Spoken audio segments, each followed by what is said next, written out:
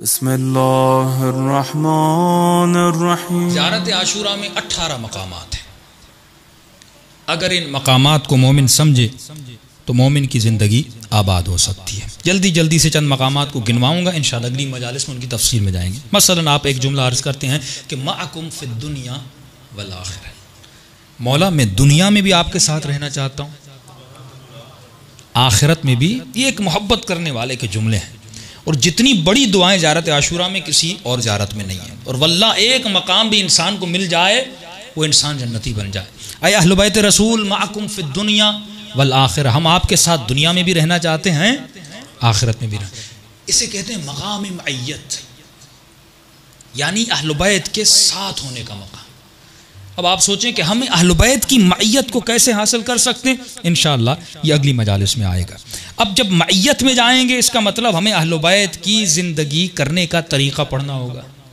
मअय्यत में आपको पूरी ज़िंदगी का प्लान दिया जाता है कि तुम्हें ज़िंदगी गुजारनी कैसे है। उसके बाद आप ज़ियारत आशूरा में एक और दुआ करते हैं कि परवरदिगारा मुझे रिज़्क़ अता कर। कौन सा रिज़्क़? रिज़्क़ ज़ियारत अहले बैत अता कर। इसका मतलब जो अहले बैत की ज़ियारत है ये भी एक रिज़्क़ है। आप जो मजलिस में आते हैं ये भी एक रिज़्क़ है। आप आए दूसरे लोग नहीं आए, इसका मतलब आपके रिज़्क़ में ये मौजूद था कि अहले बैत के रिज़्क़ में। दूसरा आप वहाँ पर दुआ करते हैं कि परवरदिगारा मुझे इमाम हुसैन के कातिलों से बदले लेने की तौफीक अता फरमा। अब बदला लेना ये बहुत बड़ा मकाम है, जिसे हम कहते हैं कि इन्नी सिल्मुल लिमन सालमकुम हरबुन लिमन हरबकुम, मकाम हर्ब, यानी मौला मैं आपके दुश्मनों से लड़ना चाहता हूँ। अब ये शियत का मुसम्मम अकीदा है।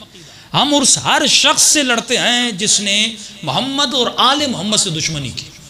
अब वो कोई भी हो, किस नस्ल का है, किस रंग का है, वो करीबी है, वो साथी है, वो रिश्तेदार है। भाई अबू जहल कौन था? अबू लहब कौन था? यहाँ तो यार नस्ल है ही नहीं, रिश्तेदारी। चचा रसूल का है लेकिन अल्लाह लानत भेज रहा है। चचा है भाई, रसूल का चचा एहतराम करो। अल्लाह कहते हैं चचा क्या होता है, भाई क्या होता है, बेटा क्या होता है। सवाल यह है कि ये मेरी आइडियोलॉजी पे, मेरे नजरिए पे, मेरे दीन पे चलता है कि नहीं चलता। और ये नहीं कि सिर्फ इब्तदा में चला हो, पहले भी चले, मरते दम तक चले, दीन पर हमेशा अमल करे। ये क्या है कि रसूल की पहले मदद की थी, आखिर में की कि नहीं? पहले रसूल की मदद की लश्कर में और आखिर में फतवा लिख रहे हैं कि हुसैन वाजिबुल कत्ल है। मैं इसको सलाम भेजूं, मैं इसका एहतराम करूं, पर मैं दीन आखिर तक इसका बचा होना चाहिए। और इंसान, ये कितना बड़ा मकाम बदला, इंतकाम। फरमाते हैं यहाँ पर जो दुआ करते हो इसका मतलब तुम दुआ कर रहे हो कि इमाम ज़माना के साथ लश्कर में शरीक हो जाओ। बहुत बड़ी दुआ है। फरमाते हैं कोई भी ऐसा नबी वली नहीं गुजरा जिसने अल्लाह से दुआ न की हो कि खुदा उसे लश्कर महदी में शामिल करे। आप बेहतरीन ज़माने में रह रहे हैं, क्यों? अगर इमाम ज़माना का अब ज़हूर हुआ तो आप उसके लश्कर में जाएंगे। मौला अली को इमाम के सहाबी ने रोते हुए देखा।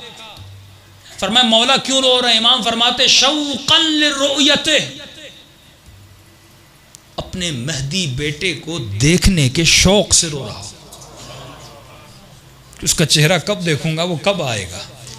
छठे इमाम के लिए मिलता है छठे इमाम। अजीब जुमला। फरमाते इमाम के दो लिबास होते थे, लिबास हुज़्न, जब मौला को गम आता था तो एक लिबास पहनते थे, खुशी आती थी तो एक लिबास पहनते थे।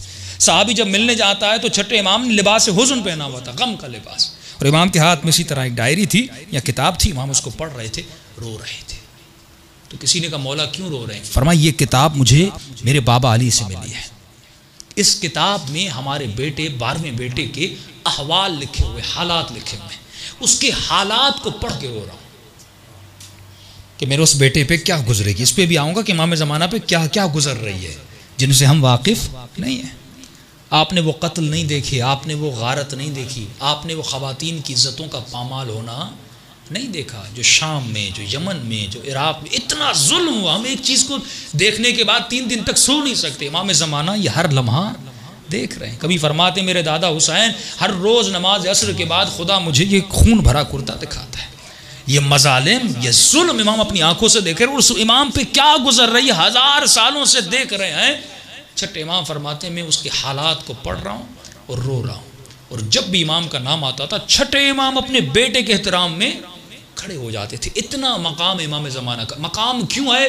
क्योंकि वो रिसालत जो रसूल खुदा लेकर आए थे, वो एम, वो मकसद, वो रेवलेशन जो रसूल खुदा लेकर आए थे कि पूरी कायनात में कलमे वाहिद और ला इलाहा इल्लल्लाह हो, और जिस इमाम के आने के बाद रिवायात में मिलता है, ये बाद में लोगों को एहसास होगा। फरमाते हैं बराअत, जो शिया लानत भेजते हैं, जो दूरी करते हैं दुश्मनान अहले बैत से, जो शियों के दिलों में नफरत और बुग़्ज़ है दुश्मनान अहले बैत के लिए, इससे ज़्यादा बुग़्ज़ पैदा होगा मुसलमानों के दिलों में। कब? लेकिन जब इमाम का ज़हूर होगा, और उस ज़हूर में इनको पता चलेगा अरे इतनी आसाइश, ज़हूर के बाद ये हमें आसाइश मिलनी थी, ये सुकून मिलना था, हमारे बच्चों को ये दीन मिलना था कि हम जिस नेमत इलाही से अभी महरूम है। और क्यों महरूम है? क्योंकि लोगों ने अली का रास्ता रोका।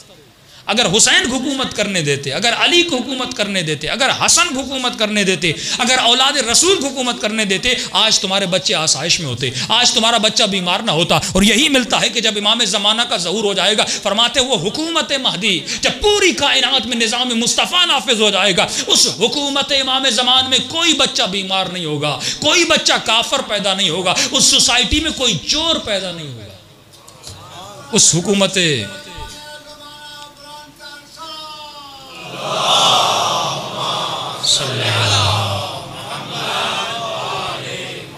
उस हुकूमत इमाम में कोई इंसान भूखा रात को नहीं सोएगा। इनको पता नहीं इन्होंने खुद को किस चीज़ से महरूम, हम क्योंकि दर्द है ना शियों में, हमें पता है इन्होंने अहले बैत को हुकूमत करने नहीं दी और हम किस नेमत से महरूम हो गए, लेकिन मुसलमान तो अली को जानते नहीं ना।